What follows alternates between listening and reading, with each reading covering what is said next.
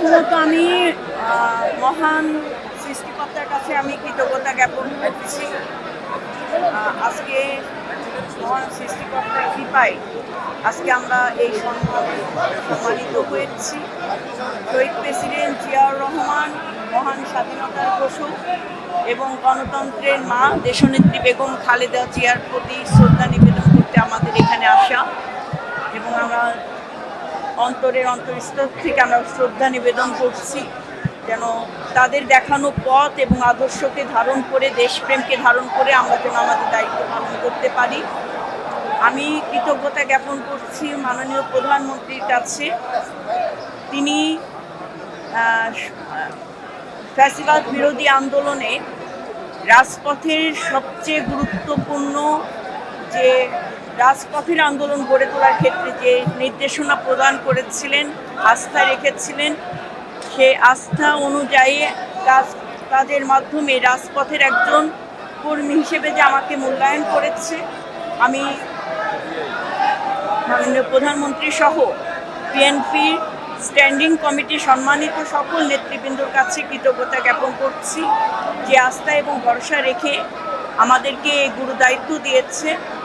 আমি আমার জীবনের শেষ রক্তবিন্দু দিয়ে হলেও বাংলাদেশের পক্ষে গণমানুষের অধিকারের রক্ষার ক্ষেত্রে এবং জাতীয়তাবাদের একজন সৈনিক হয়ে আমি এই সংগ্রাম চালিয়ে যাব এবং এখান থেকে আমি কখনো পিছু পা হব না। গতকাল আমাদের পার্শ্ববর্তী দেশ পশ্চিমবঙ্গের নির্বাচনের যে ফলাফল, সেই ফলাফল গণমানুষের ভোটের অধিকার প্রয়োগ হয়েছে।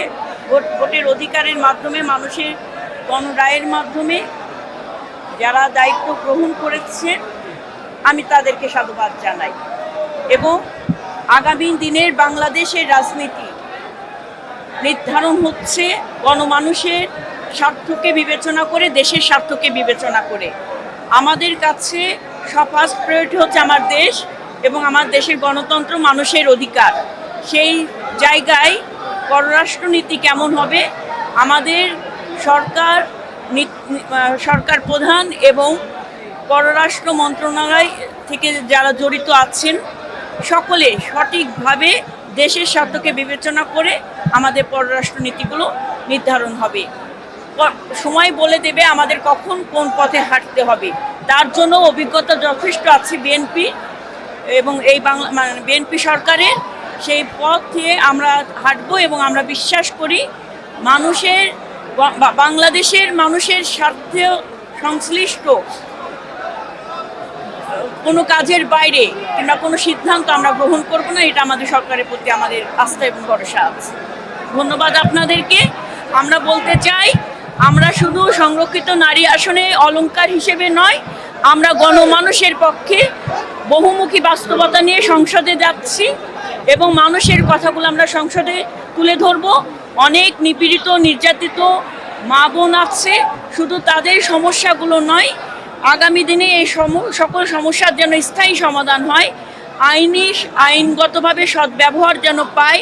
ছোটবেলা থেকেই আমাদের ছেলেমেয়েরা যেন আইনের ভাষা, সংবিধান সম্পর্কে যেন অবগত হয় এবং আমরা নারীরাই প্রমাণ করব নারী শুধু নারী সংক্রান্ত বিষয় দিয়ে নয়, আমরা শিক্ষা নিয়ে কথা বলবো, স্বাস্থ্য ব্যবস্থা নিয়ে কথা বলবো, প্রশাসন নিয়ে কথা বলবো, স্থানীয় সরকার নিয়ে কথা বলবো। আমরা থাকবো সিদ্ধান্তের টেবিলে। আগামী দিনের পথ চলে যেন আমাদের কাজ দেখে ছোট ছোট সোনামণিরা তারাও যেন স্বপ্ন দেখে, না কারো সিদ্ধান্তের উপর জীবনের সিদ্ধান্ত মেনে নিতে হবে না, আমরাই সিদ্ধান্তের টেবিলে বসে নতুন করে দেশ গড়ব, এই প্রত্যাশা রাখছি।